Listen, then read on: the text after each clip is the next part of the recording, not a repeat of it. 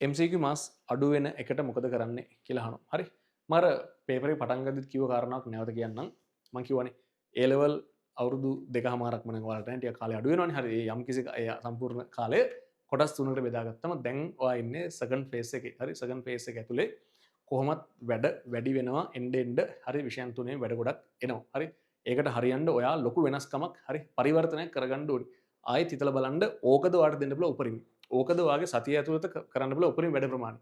තව වැඩ කරන්න බැරිද? ඉස්කෝලේට ගිහිල්ලා පොඩි හරි වැඩක් තව වැඩිපුර කරන්න බැරිද? හරි නිකන් කාලය කාදෙමින තැන් ඇත්තටම නැද්ද? හරි ඔයාගේ අතින් ටයිම් එක වේස්ට් වෙන තැන් ඇත්තටම නැද්ද? හරි ඒක පොඩ්ඩක් හිතලා බලන්න. හරි ඒ දේවල් දැන් පුළුවන් තරම් අවම කරන්න. මොකද එහෙම මේ ෆේස් එක හරියට ගොඩ දාන කෙනාට අර තර්ඩ් ෆේස් එකේදී හරිද ස්ට්‍රෙස් එක ගොඩාක් අඩුයි.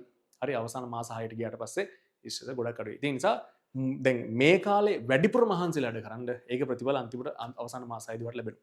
හරි ඒක තමයි එතන කියන්න තියෙන්නේ. ඒතර MCQ papers වල ලකුණු අඩු වෙනවා නම් පොදුවේ මට කියන්න පුළුවන්. හරි පොදු කාරණා මේකයි. ලකුණු අඩු වෙන්න බලපාන හේතු කීපයක් තියෙනවනේ. හරි ඒතර ඔයාගේ කාල කළමනාකරණයේ අවුලක්ද තියෙන්නේ නැත්නම් තියරි වට අමතක වෙනවද? හරි දැන් අපි උදාහරණයක් ගමුකෝ තියරි වට අමතක වෙනවා කියලා. එහෙනම් ඒක වෙනුවෙන් කරන්න තියෙන්නේ පේපර් එකට කලින් පෙර සූදානම් වීම සහ සමහරක් විට දැන් එහෙම ළමෙක් හරියට ඇනලයිස් කරලා බැලුවොත් එහෙම එයා ගාව කිසිම සමරි නෝට් එකක් නැහැ.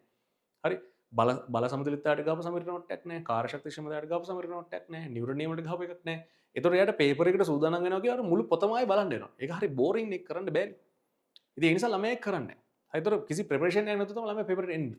ඒතකොට ඔයාලට තේරෙනවද ඔයාගේ ප්‍රශ්නේ මුල තියෙන්නේ ඔයා ගාව අර තියරි නෝට් එකේ පිටු 20ක් 30ක් 40ක් නැත්නම් සමහර පිටු 60ක් ඔය පිටු 60ක තියෙන එකේ වැඩිපුර වැදගත් කියන්නේ වැදගත් මොන හරය තනි කොලයකට දෙකට අරන් නැති එක නේද? එහෙනම් එතන නේද ඔයගේ ප්‍රශ්නේ පටන් ගෙන තියෙන්නේ. ඒක ඒ කාලේ දැනු නැතුණාට ඔයා හිතනද අයියෝ ඒක කරන්න ඕනේ නැහැ. හැබැයි ඒක දැන් නේද ඔයාට බලපාන්නේ. හරි පඩිසම් දෙන්න දැන් නේද? හරි ඒ නිසා අන්න ඒ විදිහට බලන්න එකින් එක ප්‍රශ්න. ඒක ටයිම් මැනේජ්මන්ට් ප්‍රශ්නයක් නම් තියෙන්නේ. හරිද? තාමත් ක්ලාස් වල අඩ් රූල් භාවිතා කරන්න නැතුව හරිද රූප අඳින්න බැරි ළමයි කී දෙනෙක් ඉන්නවද? හරි මාර විදිහට අඩ් රූල් පාවිච්චි කරනවා තාම. හරි තාම නෝට් එක හරි හිමින් ලියන ළමයි කොච්චර ඉන්නවද? හරි එතකොට සුළු කරද්දී කෙටිග්‍රෑම් පාවිච්චි කරන්න පුළුවන් තැන්වල කෙටිග්‍රෑම් පාවිච්චි කරන්න කියලා කිව්වට තාම සෑහෙන දිගට ලියලා හරි රචනා ප්‍රශ්න විදිහට MCQ කරන ළමයි කොච්චර ඉන්නවද? හරි කියලා තියෙනවානේ සෑහෙන. හරි කටු වැඩ කොලේ අනිවාර්යෙන් ගෙදර අරන් ගිහලා බලන්න ඕකද ඔයාට ඉක්මනටම හදන්න පුළුවන් ක්‍රමය. හැබැයි එහෙම බලන්නේ නැති ළමයි කොච්චර ඉන්නවද? හරි ඒ නිසා තේරෙනවද? ඔයා ඔයාගේ සිස්ටම් එක හදා ගන්නකම් ප්‍රශ්න එන එක නම් නවතින්නේ නැහැ.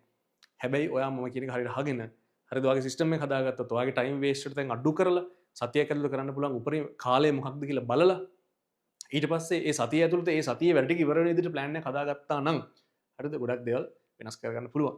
හැබැයි මේ සතියේ එහෙම වෙනස් කරගත්තා කියලා ලබන සතියේ පේපර්ස් වල ලකුණු වැඩි වෙන්නේ නැහැ. හරිද? ඒකට යම් කාලයක් යනවා මේ ප්‍රතිඵල ඉක්මනට බලාපොරොත්තු වෙන්න එපා. හරි? කෙටි ක්‍රම හොයන්න කියන්නේ පේපර්ස් වල කෙටි ක්‍රම ඕනි කරනවා. මම කියන්නේ මේ ඉක්මනට ජය ගන්න හරි අඩු කාලෙකින් ජය ගන්න එහෙම හොයන්න එපා. පොඩි කාලයක් මේකට යනවා. ඉතින් ඒකට යන කාලේ දෙන්න ඕනේ.